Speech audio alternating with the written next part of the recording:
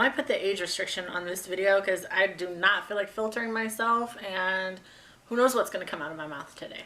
Hey guys, so I wanted to give you a couple of announcements, and then there are some things that you guys have been asking me about that I thought I would just let you know on video because it would just be a lot faster, and I also didn't want to put it in the comments.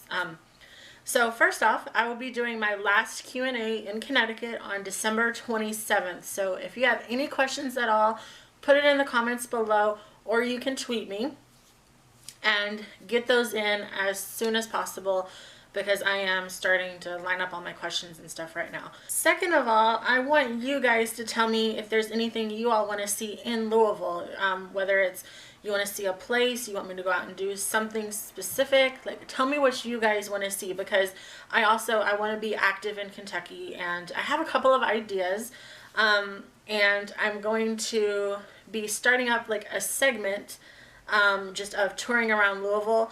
I don't know if I will make them like their own videos or include them in a vlog. I'm not for sure how it's going to work yet, but I am planning on something a little special for that. I'm also considering doing daily vlogs again once I get back to Kentucky, so you guys tell me if that's something you all want to see or not.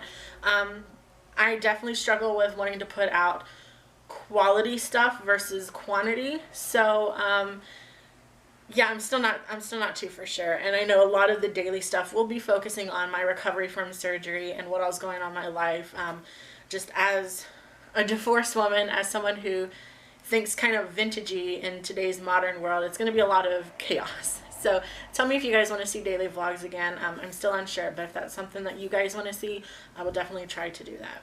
So I know I was a bit shady the other day when I was talking about going to the doctor, and a lot of you guys were wanting to know what happened, what was going on, and thank you for all the well wishes and stuff. What happened was I was lied to by the office staff, the reception, about 3 weeks ago.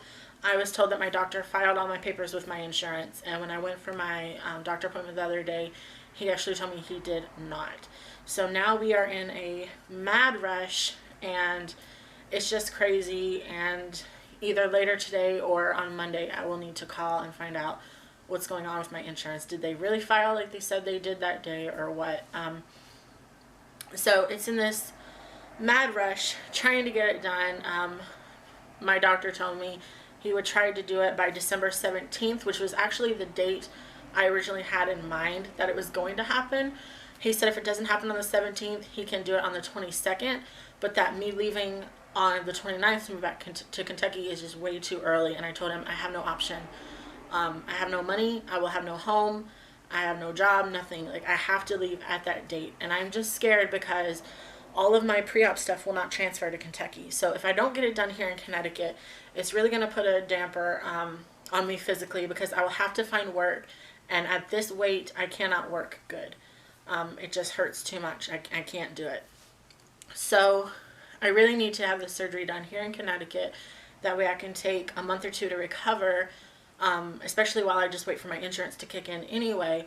And then once my insurance kicks in, I can go see a doctor about all post-op stuff and concerns, and have him guide me as to what I would need to do at that time. So probably like late February, early March would be when that would happen. So I'm just really nervous. I've put a lot of work into all of my appointments and just my lifestyle and my diet already, which is, it's a good thing that I did that, but it's also frustrating because I've put in so much work, and then these people who get paid the big bucks to just make a phone call and fax some papers aren't even doing that. So it's just really, really frustrating.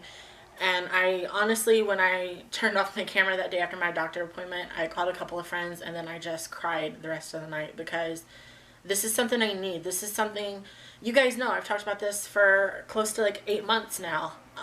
It's something that's going to change my life for the better, and it's something that I need, and something that's really going to help me. And I'm a little scared, I'm a little nervous. I've never had surgery before, so obviously I have my concerns, but my willpower and my desire for a better life, for a better body, for better health just overweighs all of my doubts and fears and stuff. So it was just really frustrating that I had to go through all that my doctor is not doing everything. And he actually said that he his assistant quit, and I'm like, well, that's not my fault.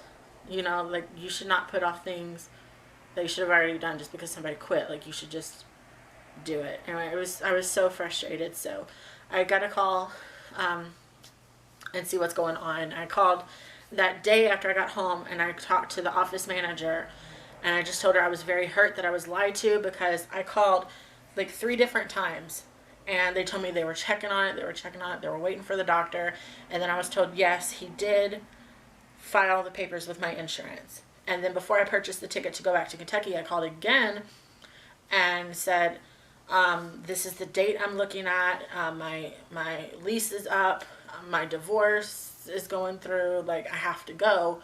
Is this an okay date to leave on? And she's like, yes, that should be safe. So I was like, okay. And then, I don't know if you guys could hear my phone. And then I called back again just last week, actually. And I said, you know, I'm leaving on the 29th. Am I going to have my surgery by then?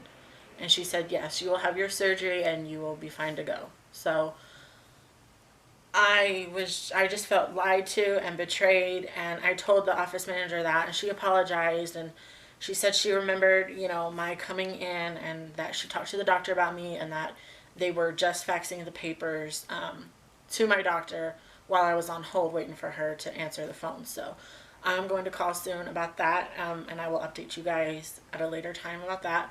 So please do not ask me when my surgery date is, because I am frustrated about everything right now. Like, it is absolutely ridiculous. I've been waiting 5 months. 5 months for my surgery date. And I am just beyond frustrated, because everybody on Facebook, some people commenting on YouTube, they're like, when's your surgery? When's your surgery? I have no clue. I don't know. I was under the impression that he had already filed the papers, and that my appointment was to go in for him to like weigh me and do whatever, and then give me my surgery date. That's what I was thinking was going to happen. But no, I went in, I sat on that chair thing with the uncomfortable paper stuff, and he just opened my chart, and he's like, cardiology's good, pulmonary's good, dietitian's good, psychologist is good, you're good with me, you're good with your primary doctor, everything's good to go, blood work's good. And he's like, okay, I'm going to file your papers with the insurance. And I was like, what? Excuse me? Like, no, you did that 3 weeks ago. And that's when it just went downhill, and I cried, and I was so depressed, and now I am scared. So that is what happened the other day. I'm still very frustrated about it. I still don't know what's going on. I haven't gotten any calls today, so they're probably still currently waiting on my insurance, if they even really did actually fax stuff to my insurance. I have no freaking clue. So I'm actually going to call later, or Monday, like I said, just depends. I don't know. Something else I wanted to tell you guys, I wanted to document it, because it's just, it really is affecting me emotionally. Actually, I just got done talking to my sister about it too. The other night, actually the same night after I got done with the doctors, I come home, I was really upset. I texted Aziz, and I told him I might not be getting the surgery. I don't know what's happening. And so I told him, I'll talk to you when you get home. He got home, I talked to him, I was crying, I was still upset. You know, I really wanted to just take a bunch of pills and sleep for 10 years. Like, that's all I wanted to do. And he has got the entire house completely messy and destroyed, and it's frustrating me, because I'm wanting to clean and have it stay clean, because we're now like 25 days away, I think, from me moving. So I'm like, I even told him, I'm like, I clean the kitchen floor, you need to keep it clean. I clean the bathroom, you need to keep it clean, because I'm thinking we're moving, security deposit, you know, all that kind of stuff. He doesn't care. He messes everything up, and it's just frustrating. That night, he had a bottle of like fruit punch something or other, and he left the top off, and like any moment it could have fallen, because he had an umbrella propped up on something right behind it. So I'm like, no, and I put the cap back on it. A few minutes later, he wakes up and he's like, what did you do to my drink? I was like, what? I was like, I put the lid on it. Why? He's like, no, really, what did you do? What did you do to my drink? I'm like, I put the lid on it because your lazy ass didn't do it, and I don't want it spilling and making a stain on the carpet. And he accused me again of poisoning him. And it just made me so mad that he would even think that, because he still doesn't get it. He still doesn't get that I'm divorcing him out of love. And you guys, you can click the link right here. You can watch our whole wedding video. I felt gypped from the first day.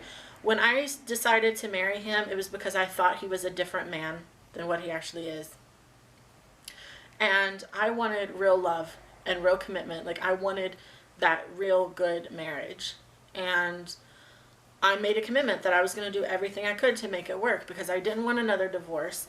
I didn't want to go down this road that I'm currently going, and it's very frustrating for me. But yeah, even at our wedding, I didn't get to say wedding vows to him, and I felt very hurt. But it's also, in a way, it's helping me throughout this divorce process to know that I did not make any vows to him. I did not promise myself to him. I didn't promise him anything. So it's kind of, for me, it's kind of like a loophole situation, at least for my emotions. But it just really hurt that he would think I would poison him. I'm like, I don't want to kill you. I just want to leave you because you don't love me. You know, like, I don't get it. But it made me so mad. Like, it was probably the maddest I've ever been in my life when he said that yet again.